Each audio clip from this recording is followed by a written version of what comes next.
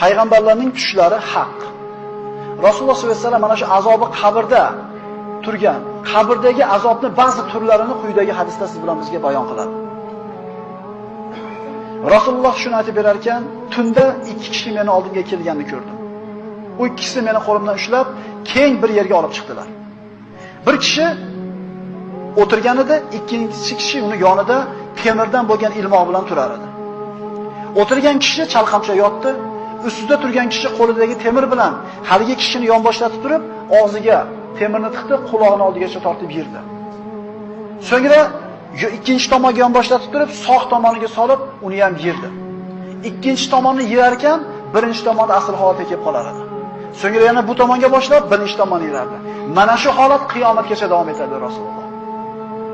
Men bu ikkisiga bu kim? Bu nima deb so'radim. Ular siz ko'rgan og'zi yirtilayotgan kishi bu yolg'onni gapirib, ufqni to'lg'izib tashlaydigan kishi. Ertamandan kechgacha yolg'on gapirgan kishini qabrida qiyomatgacha oladigan azobi mana shu. Tortib ko'ringlar.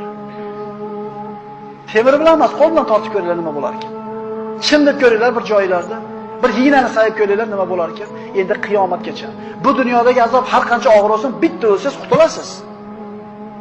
Lekin bu qiyomatgacha bo'ladi.